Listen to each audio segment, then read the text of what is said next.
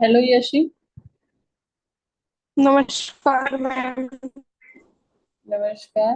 ये फिजिक्स का क्लास है, आप करेंगे? Yes ma'am.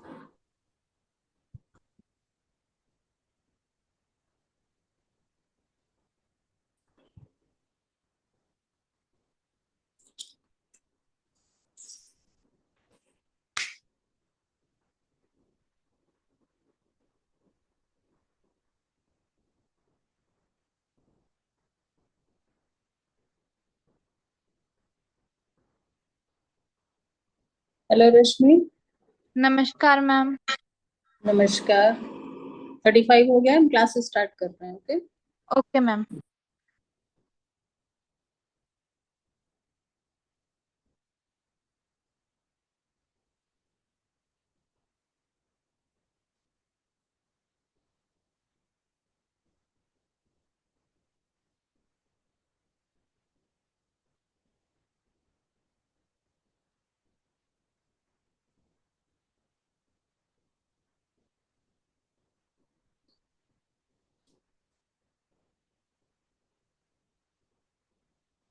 कल हम लोगों ने लास्ट क्लास में न्यूटन सेकंड लॉ तक पढ़ लिया था ना।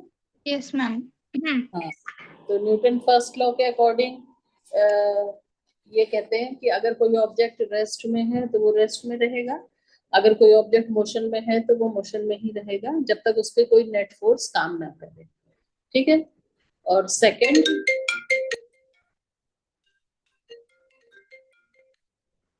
सेकंड जो न्यूटन सेकंड लॉ है, इसके अकॉर्डिंग हम लोग ने पढ़ा था कि F is equal to M A. मतलब according to second law of Newton ये कहा था कि जो एक्सेलरेशन है it is directly proportional to force applied and inversely proportional to mass of the object. F is equal to M A, ये पढ़ा था कल हम लोगों ने, है ना। अब इसके आगे आज हम लोग स्टार्ट करते हैं एसआई यूनिट के बारे में। SI unit of force. SI unit force. हमको मालूम है कि मास की जो है यूनिट क्या होती है, किलोग्राम केजी। और एक्सेलरेशन की क्या होती है ये भी हम लोग पढ़ चुके हैं।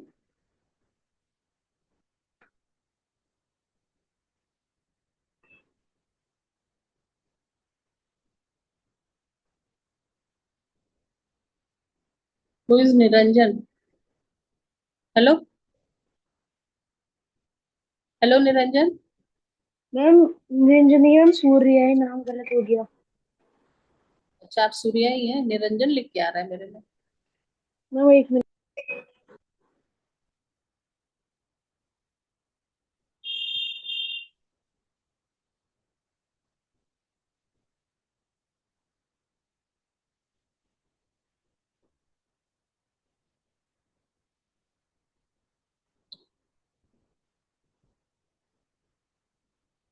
एक्सेलरेशन का जो होती है ऐसा unit metre per second square.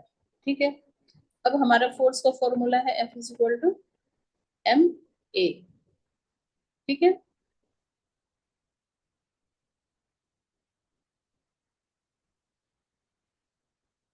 तो अगर इसमें हम दोनों यूनिट को लिखते हैं तो फोर्स की यूनिट क्या हो जाएगी हमारी, KG metre per second square.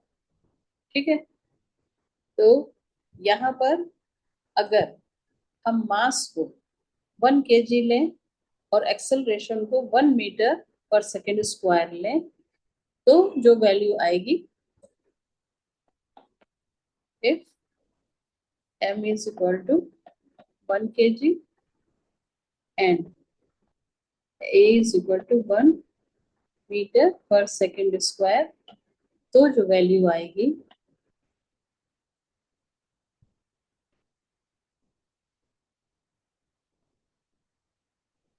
Then F is equal to 1 kg into 1 metre per second square, ये आएगी वैल्यू। ये value this is equal to 1 newton. ठीक है। अब इस बेसिस पे हम न्यूटन की वैल्यू को डिफाइन कर सकते हैं, न्यूटन को, कि 1 न्यूटन क्या होता है। तो 1 Newton of force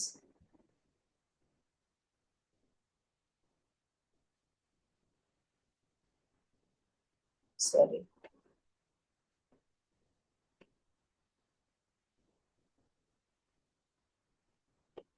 1 Newton of force is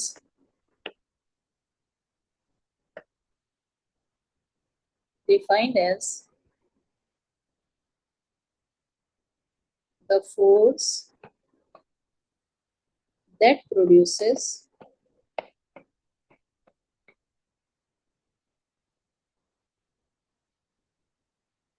an acceleration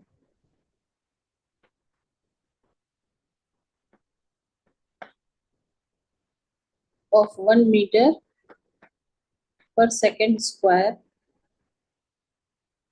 on an object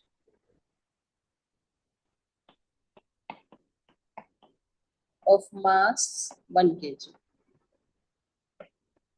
मतलब 1 kg मास के ऑब्जेक्ट में अगर हम 1 मीटर पर सेकेंड स्क्वायर का एक्सेलरेशन प्रोड्यूस होता है, तो इतना प्रोड्यूस करने के लिए जो फोर्स अप्लाई होता है, दैट फोर्स इज 1 न्यूटन। अगर 1 न्यूटन की डेफिनेशन पूछता है तो आपको ये डेफिनेशन लिखनी होगी। ठीक है, ये हो गया एसआई यूनिट और न्यूटन की डेफिनेशन।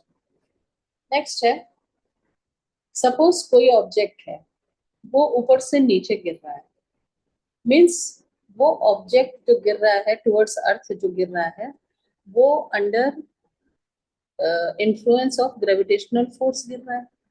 तो यहाँ पर जो एक्सेलरेशन काम करेगा उसे हम कहते हैं एक्सेलरेशन ड्यू टू ग्रेविटी, या acceleration due to gravitational force by Earth कहते हैं। ठीक है, और इसको हम जब फॉर्मूले में लिखते हैं, तो जैसे अभी F is equal to M a लिखा हमने, ए फॉर एक्सेलरेशन, तो इसको फिर हम लिखते हैं ए की जगह जी लिखते हैं, small ji.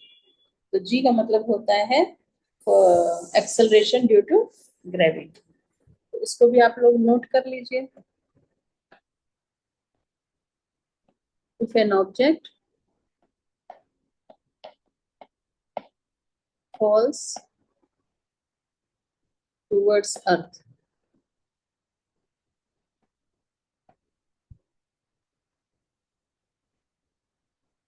then acceleration is known as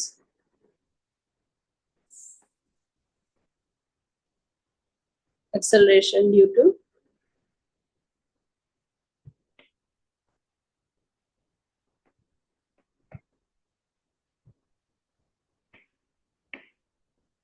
gravity,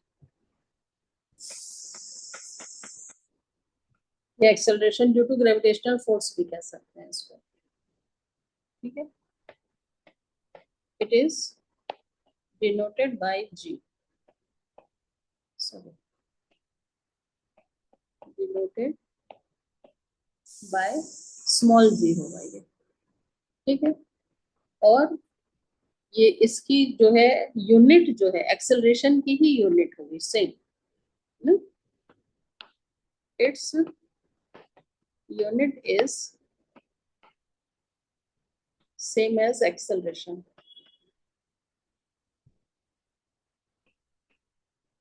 मतलब क्या हुआ, मीटर पर सेकेंड स्क्वायर ही रहेगी, यूनिट सेम रहेगी।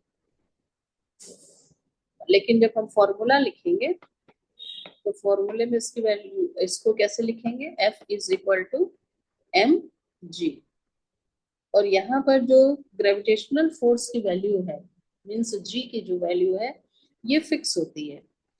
ये होती है जी is equal to 9.8 metre per second square. तो कभी न्यूमेरिकल में अगर जी की वैल्यू नहीं दी रहेगी तो आप खुद से ये वैल्यू लिख सकते हैं 9.8 और कैलकुलेशन कर सकते हैं।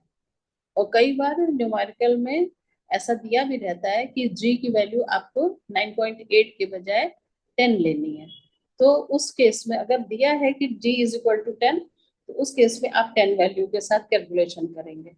लेकिन अगर नहीं दिया है तो 9.8 के साथ ही कैलकुलेशन करेंगे, metre per second square. Okay, तो ये हो गई g की वैल्यू। इसके बाद कुछ एग्जांपल्स दिए हैं।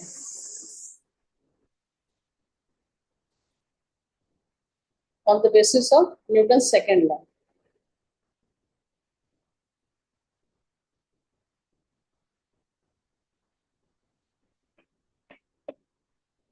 Some examples on the basis of Newton's second law.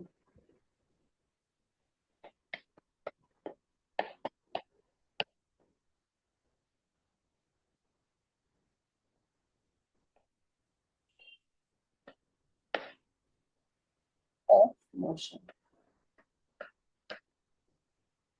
First example है कि जैसे क्रिकेट मैच होता है, तो जो बॉल आती है बहुत तेजी से आती है, तो जो फील्डर जो है उस बॉल को कैच करता है, तो अपना हाथ थोड़ा सा पीछे की तरफ ले जाता है कैच करते समय।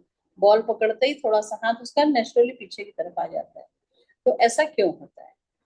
ऐसा इसलिए होता है कि जब वो कैच करता है तो जो बॉल आ रही है दूर से, उसकी स्पीड तो बहुत ज्यादा है, वेलोसिटी बहुत ज्यादा है, और हाथ में आने के बाद वो रुक जाएगी, वेलोसिटी जीरो हो जाएगी। तो जो टाइम ड्यूरेशन है जिसमें वेलोसिटी बहुत ज्यादा से जीरो आ गई, ये टाइम ड्यूरेशन हाथ पीछे करने से थोड़ा सा बढ़ जाता है। और टाइम ड्यूरेशन बढ़ जाने से क्या होगा कि जो एक्सेलरेशन है ये उसका मैग्नीट्यूड कम हो जाएगा, उसको टाइम मिल जाएगा। तो इसका जो एक्सेलरेशन है वो कम हो जाएगा, और एक्सेलरेशन कम होने से क्या होगा, हम लोग ने पढ़ा है कि एक्सेलरेशन कम होगा तो फोर्स उसके डायरेक्टली प्रोपोर्शनल है ना, F is directly proportional to A. तो अगर ए की वैल्यू कम होगी तो जो फोर्स हाथ पे लग रहा था वो फोर्स कम लगेगा, तो हाथ में चोट लगने का खतरा कम हो जाता है, मतलब हाथ में चोट नहीं लगेगी और वो आराम से कैच को कर पाएगा। तो यहाँ पर न्यूटन सेकंड लॉ अप्लाई हो रहा है। तो इस तरह का क्वेश्चन आप लोगों से पूछा भी जाता है एग्जाम में। अगर क्वेश्चन पूछा जाएगा तो आपको लिखना होगा। एक दो एग्जाम्पल को हम लिख के बताते हैं आप लोग को, फिर बाद में तो फिर आपको लैंग्वेज समझ में आने लगेगी, तो आप लोग खुद से भी लिख पाएंगे। ठीक है, ये क्रिकेट बॉल वाला जैसे है, तो इसमें क्या लिखेंगे, हाँ, while catching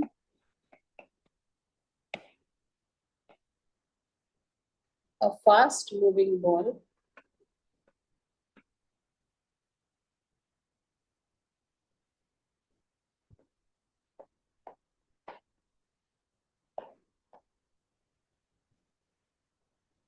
the fielder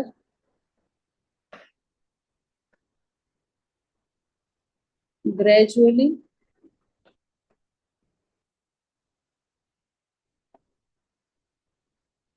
pulls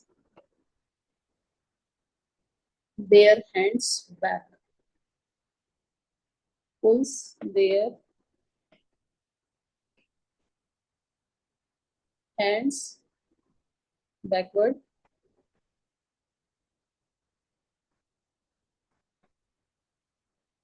with the moving ball. Ball को पकड़ते ही वो हाथ पीछे ले जाता है, तो बॉल के साथ उसका हाथ पीछे जाता है, backwards with the moving ball. ऐसा करने में क्या होगा, टाइम ड्यूरेशन इंक्रीज हो जाएगा जैसे हमने बताया। In doing so the time duration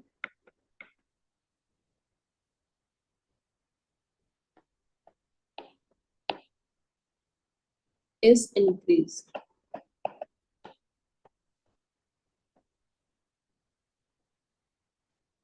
कौन सा टाइम ड्यूरेशन बढ़ जा रहा है?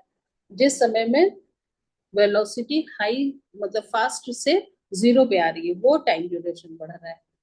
इसको भी लिख लीजिए, during which high velocity of ball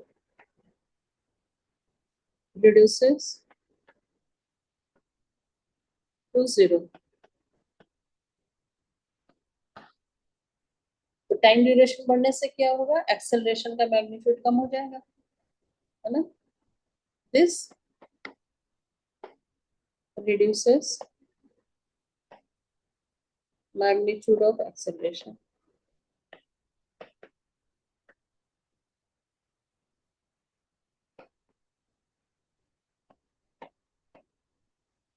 अब एक्सेलरेशन कम होने से क्या होगा, फोर्स कम लगेगा ना। thus requires small force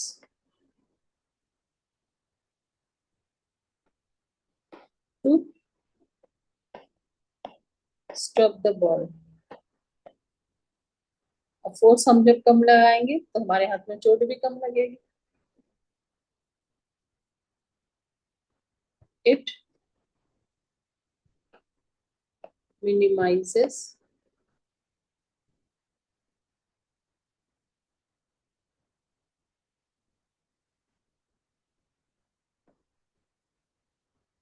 injury to the fielder।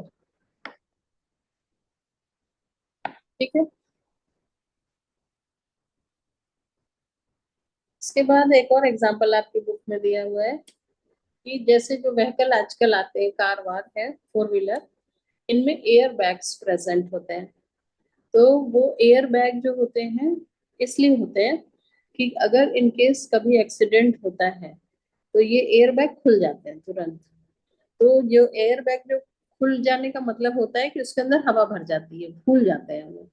तो जो फूले हुए एयर बैग होते हैं वो कुशन की तरह काम करते हैं।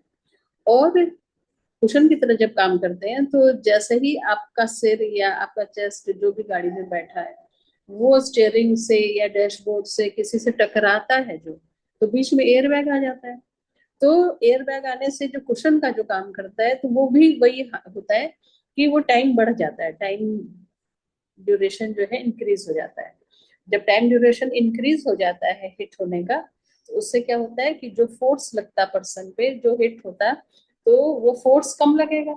जब फोर्स कम लगेगा तो जो चोट लगती है फिर वो चोट भी कम लगती है, क्योंकि फोर्स उसका इम्पैक्ट कम हो जाता है। तो एयर बैग जो आजकल है ये भी एक इसी से न्यूटन सेकंड लॉ के बेसिस पे काम करता है। ठीक है, तो इसको भी अगर आप लोग नोट करना चाहें तो एग्जांपल 2 में नोट कर लीजिए।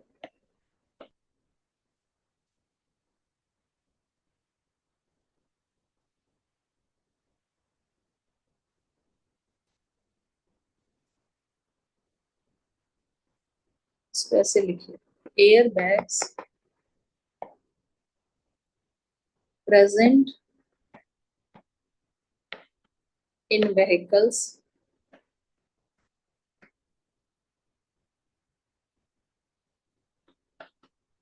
inflates into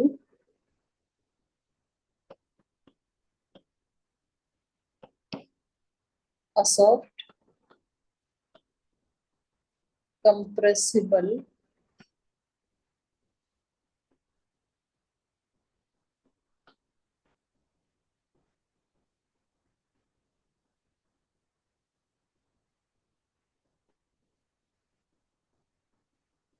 cushion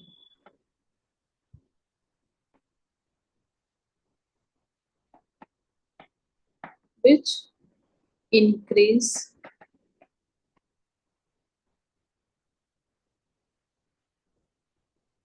time over which the hitting of it। मतलब जिस टाइम में हिट हो रहा है उस टाइम को वो बढ़ा देता है, बीच में क्वेश्चन आ जाता है तो। over which the time नहीं, over which the hitting occurs.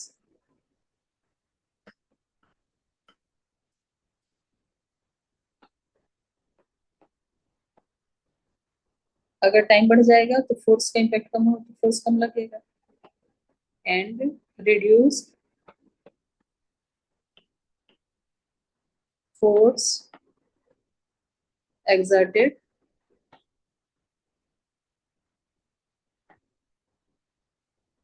on the person.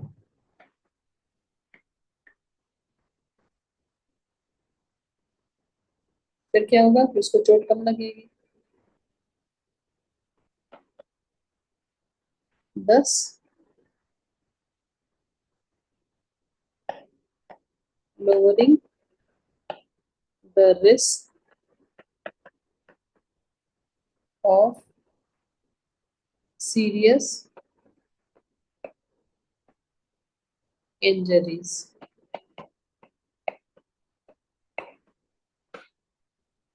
ठीक है. इसके बाद एक और एग्जांपल दिया हुआ है आप लोग को. इसमें क्या कह रहा है थर्ड एग्जांपल में, कि जैसे हम लोग फ्रेश नारियल होता है जिसमें पानी होता है, तो कभी पूजा वूजा में उसको तोड़ते हैं ना, तो क्या करते हैं कि वो नारियल को हाथ में ले करके ऊपर उठाते हैं और बहुत तेजी से उसको जमीन पे मारते हैं. तो इसमें क्या होता है कि जब तेजी से लाते हैं तो बहुत हाई वेलोसिटी में वो आता है और जमीन को हिट करता है बहुत शॉर्ट टाइम में. तो टाइम जितना कम होगा उसका फोर्स ज्यादा लगेगा. अभी तक बार बार हम लोग यही देख रहे हैं ना कि टाइम ड्यूरेशन बढ़ा रहे हैं तो फोर्स का इम्पैक्ट कम आ रहा है.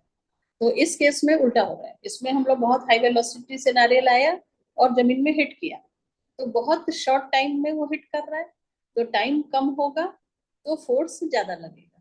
तो जो अर्थ जो है या ग्राउंड है, जो जमीन है, वो ज्यादा फोर्स जब लगाएगी तो उसी फोर्स से वो नारियल टूट जाता है. तो यहाँ भी न्यूटन सेकेंड लॉ काम कर रहा है. ठीक है. तो इसको भी लिख लीजिए, for cracking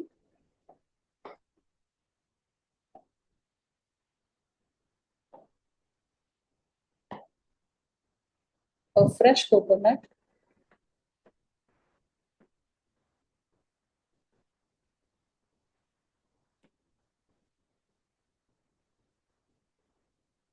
when we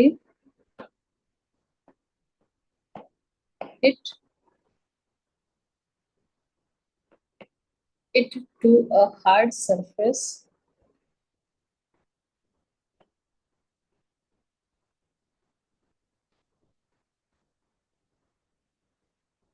with a very high velocity,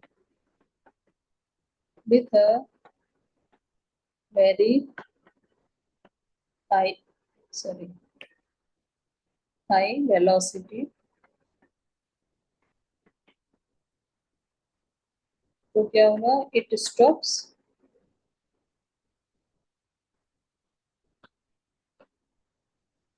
in very short time, in very short time. तब क्या होगा, तो जो ग्राउंड जो उस पर फोर्स लगाएगी वो फोर्स बहुत ज्यादा होगा. So ground exert a very large force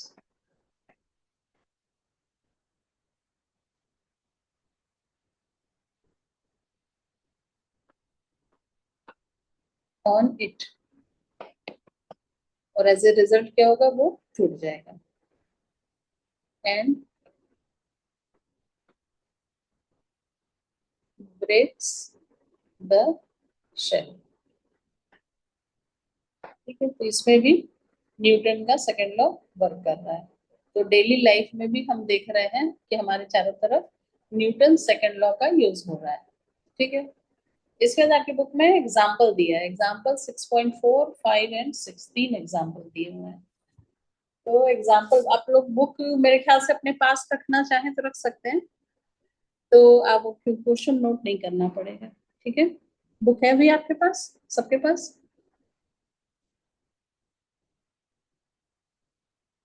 Yes, ma'am. Surya के पास है, और रश्मि और यशी के पास. Yes ma'am. बुक है आपके पास? Yes ma'am. ठीक है, यशी यस मैम है। है तो ठीक है, open the page number 105।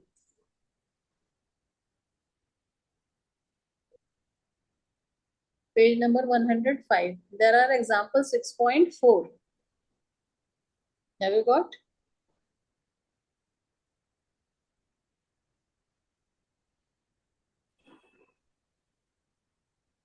Have you got the example 6.4?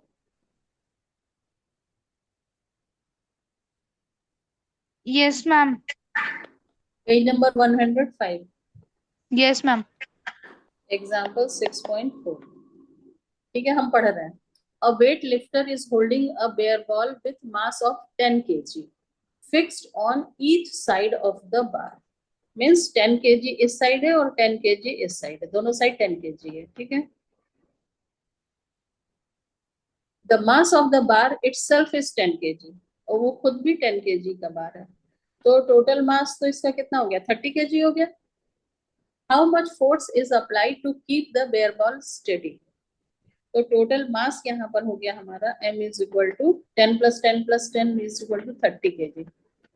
ठीक है. और फोर्स पूछ रहा है कि उसमें कितना फोर्स अप्लाई करना पड़ेगा उसको उठाने में. तो फोर्स हमें मालूम है F is equal to m, और उठा रहे हैं तो अगेंस्ट ग्रेविटी उठा रहे हैं, तो फॉर्मूला यहाँ पर हमारा F is equal to m g आएगा. ठीक है. g की वैल्यू हमें मालूम है 9.8 होती है, और m की वैल्यू 30 हम लोग ऐड कर सकते हैं. तो m की जगह यहाँ 30 रख लिया, इंटू g की जगह 9.8 रख लिया, और मल्टीप्लाई कर दिया. तो मल्टीप्लाई कर देंगे तो ये करीब आएगा आपका जो आंसर दिया है 294. ठीक है. क्वेश्चन कैसे हो रहा है समझ में आ रहा है. और इसमें यूनिट आपकी न्यूटन आएगी, क्योंकि हम लोगों ने पढ़ा है फोर्स की यूनिट न्यूटन है. क्वेश्चन समझ में आया सबको? यस, या मैं एक्सप्लेन करूं दोबारा?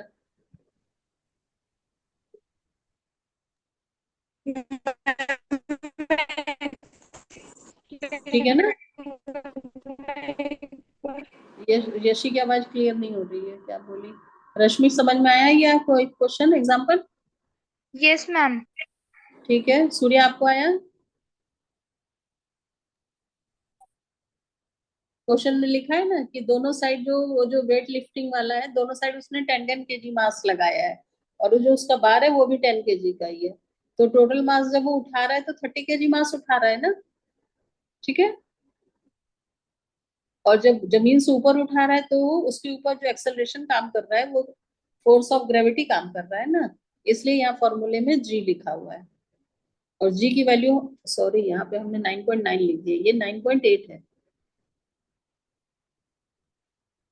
ठीक है. और जी की वैल्यू हमें मालूम है 9.8, तो 9.8 से जब 30 को यस मल्टीप्लाई मैम। तो हमारा आंसर आ जाएगा एफ. ठीक है ना. क्लियर है क्वेश्चन? अब नेक्स्ट वाला देखिए 6.5. A student is trying to push a stationary block of 25 kg. तो यहाँ मास बता रहा है 25 kg on a horizontal floor. The maximum force of friction opposing this motion is 50 Newton. Force of friction दिया है 50 Newton. Determine the displacement of the block in 2 seconds if Rahul pushes it with a constant force of 50 Newton. First condition में है, और second condition में है 55 Newton. ठीक है.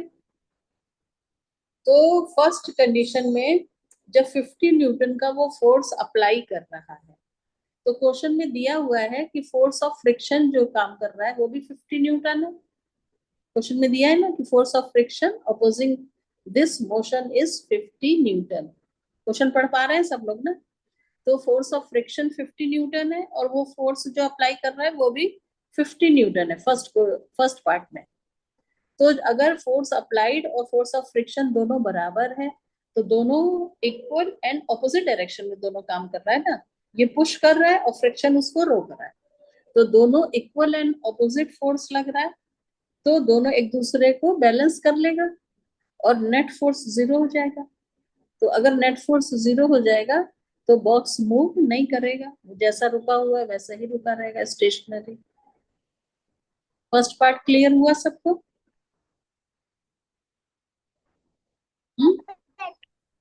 Yes ma'am. First सबको समझ में आया? फर्स्ट पार्ट तीनों लोग को, Yes, है ना? ma'am. ठीक है। और सेकंड पार्ट में क्या किया है कि सेकंड में 55 Newton in the forward direction. तो सेकंड केस में 55 न्यूटन का फोर्स लग रहा है। तो मैम यहाँ न्यूटन पर का सेकंड लॉ। हाँ मैम न्यूटन का सेकंड लॉ ना? हाँ, सेकंड लॉ ही है। तो जो यहाँ पर जो 55 न्यूटन का फोर्स लग रहा है, तो फोर्स ऑफ फ्रिक्शन 50 का ऑपोजिट डायरेक्शन में लग रहा है। तो सबसे पहले हम यहाँ पर नेट फोर्स को कैलकुलेट करेंगे।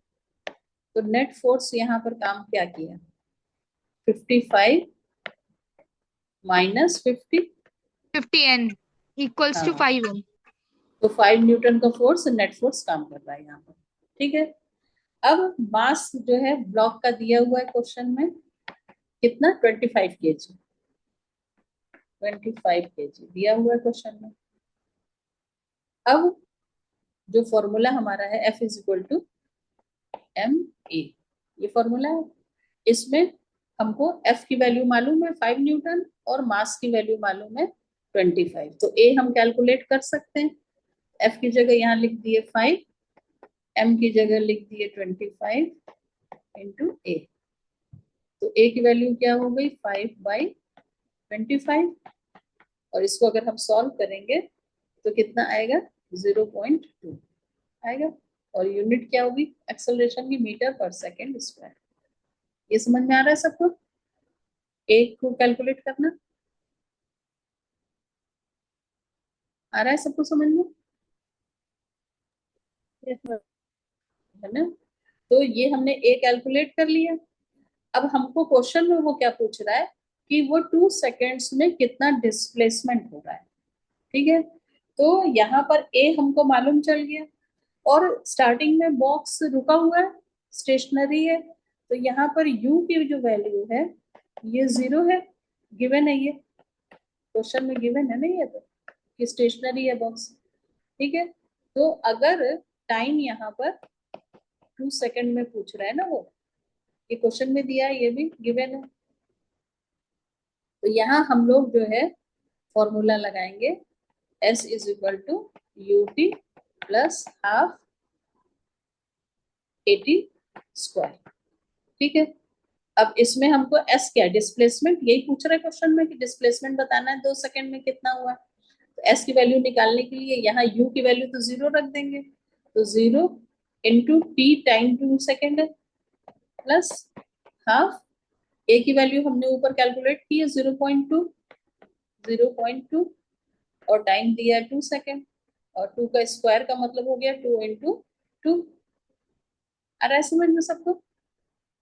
अब ये 0 से मल्टीप्लाई होगा तो ये टर्म तो 0 ही हो जाएगा, खत्म हो जाएगा ये टर्म। अब बचेगा ये, तो ये 2 कैंसिल हो जाएगा एक 2 से, और ऊपर क्या बचेगा हमारा, 2 2 जा 4, तो 0.4। अब ये डिस्प्लेसमेंट है तो ये मीटर में होगा। ठीक है। तो यही हमारा जो है आंसर हो जाएगा। आ रहा है समझ में? और ये डिस्प्लेसमेंट किस डायरेक्शन में होगा, फोर्स के ही डायरेक्शन में होगा, means in the forward direction. Clear है? ये क्वेश्चन क्लियर हुआ सबको? Yes, yes ma'am. सबको हुआ? बाकी लोग, रश्मि, Yes, ma'am. Yes ma'am. Yeshi, आपको भी आया समझ में? ठीक है, सबको आ गया समझ में? Yes, ma'am. Next question, next question देखें, एग्जाम्पल 6.6।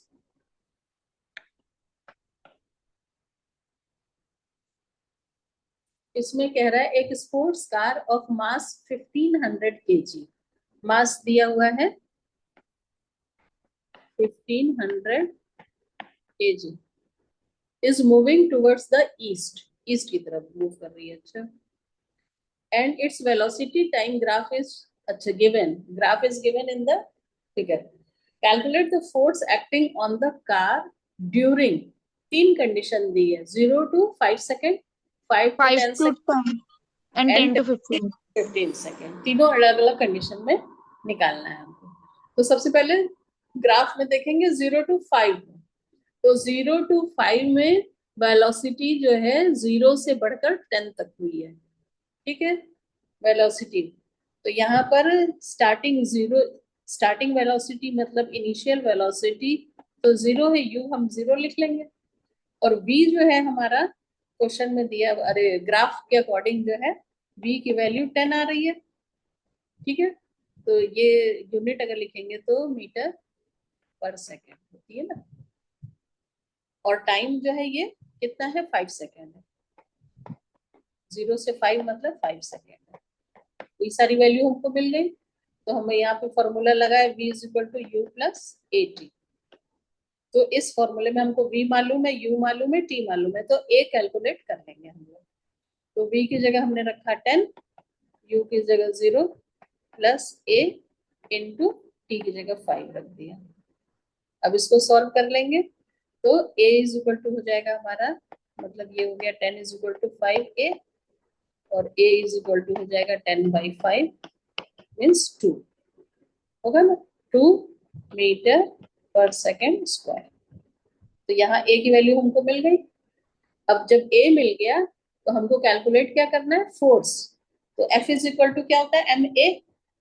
तो मास भी हमको मालूम है और a भी मालूम है, तो जब दोनों मालूम है तो हम F कैलकुलेट कर सकते हैं न्यूटन सेकेंड लॉ से, है ना। न्यूटन सेकेंड लॉ से क्या होगा, F is equal to ma। Mass दिया हुआ है क्वेश्चन में 1500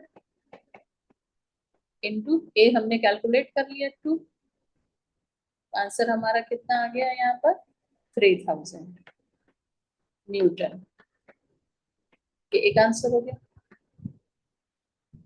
ठीक है। और क्योंकि आंसर पॉजिटिव में आया है इसलिए इसका डायरेक्शन भी जो होगा टुवर्ड्स ईस्ट ही होगा, टुवर्ड्स ईस्ट, ठीक है। अगर नेगेटिव आता तो उल्टा हो जाता, टुवर्ड्स वेस्ट हो जाता, ठीक है। अब सेकंड कंडीशन क्या दे रहा है, 5 to 10 सेकेंड। तो 5 to 10 सेकेंड में वेलोसिटी चेंज नहीं हो रही है, स्ट्रेट लाइन है ना, पैरेलल टू एक्स एक्सिस। तो यहाँ पे वेलोसिटी चेंज जब नहीं हो रही है तो मतलब यहाँ पर कोई एक्सेलरेशन नहीं है, एक्सेलरेशन 0 है। तो अगर एक्सेलरेशन 0 है तो इस पे कोई फोर्स इसका मतलब काम नहीं कर रहा है। अगर फोर्स काम कर रहा होता तो वेलोसिटी चेंज होती ना, और वेलोसिटी चेंज होती तो एक्सेलरेशन भी होता, क्योंकि ये एक्स एक्सिस के पैरेलल लाइन है 5 to 10 सेकेंड में। तो इसका मतलब है कि ये इस पीरियड में, इस 5 सेकेंड में कोई वेलोसिटी में चेंज नहीं हो रहा है, मीन्स वेलोसिटी कांस्टेंट है। तो कांस्टेंट वेलोसिटी का मतलब क्या हुआ कि वहां पर एक्सेलरेशन नहीं हो रहा है, एक्सेलरेशन नहीं हो रहा है मीन्स यहाँ पर कोई फोर्स अप्लाई नहीं हो रहा है। तो सेकंड पार्ट में तो बस ये समझने वाली चीज है, कैलकुलेशन कुछ है नहीं इसमें, ठीक है। सबको समझ में आया सेकंड पार्ट, यस और नो? Yes, ma'am. ठीक है ना। और यशी तुम्हें समझ में आया सेकंड Yes. पार्ट, ठीक है। अब थर्ड पार्ट में क्या है कि 10 to 15 सेकेंड। तो 10 to 15 सेकेंड में पहले वेलोसिटी 10 थी और बाद में 0 हो गई है। तो यहाँ u हमारा जो है 10 लिखेंगे हम, और v जो है 10 मीटर पर सेकेंड, और v की वैल्यू 0 लिखेंगे मीटर पर सेकेंड, ठीक है। अब u और v मालूम हो गया, टाइम हमको दिया 5 सेकेंड, है ना, 5 सेकेंड दिया ही है टाइम। तो फिर वही Yes, ma'am. फॉर्मूला, हाँ फॉर्मूला लगाएंगे उसमें, v is equal to u plus a t. तो v की जगह 0 रख दी है, u की जगह 10 रख दी है, प्लस a निकालना है हमको, टाइम 5 हो गया। तो यहाँ पे 10 को जब इस साइड ले जाएंगे तो ये माइनस हो जाएगा, -10, a5 है ये जो। तो a की वैल्यू अगर हम निकालते हैं तो -10/5 हो जाएगी, मतलब -2 आएगी, 2 मीटर पर सेकेंड स्क्वायर। अब ये माइनस साइन इंडिकेट कर रहा है कि एक्सेलरेशन तो हो रहा है लेकिन इसका डायरेक्शन ऑपोजिट है मोशन का, है ना। तो मतलब ये जो है टुवर्ड्स वेस्ट हो जाएगा एक्सेलरेशन। अब लेकिन हमको तो फोर्स निकालना है ना, तो पहले हम फोर्स निकालेंगे। एक्सेलरेशन माइनस में आया, अब जो है न्यूटन सेकंड लॉ लगाएंगे, F is equal to M a. तो मास तो वही है हमारा 1500 इंटू -2, वैल्यू रखेंगे यहाँ पर, तो ये हो जाएगा हमारा -3000 न्यूटन। तो जो ये फोर्स है हमारा की वैल्यू तो आई 3000 न्यूटन, लेकिन नेगेटिव साइन यहाँ पर इंडिकेट कर रहा है कि इसका डायरेक्शन फोर्स का जो है मोशन के डायरेक्शन के ऑपोजिट है, मींस ये टुवर्ड्स वेस्ट। क्लियर है? एग्जांपल समझ में आया सबको? Yes ma'am. ठीक है, तो अब टाइम खत्म हो गया है, मीटिंग ओवर कर रहे हैं। सबने लिख लिया है ना, किसी का छूटा नहीं है? यस मैम, लास्ट बेस्ट ठीक 10 है, मिनट्स। नमस्कार। नमस्कार। नमस्कार।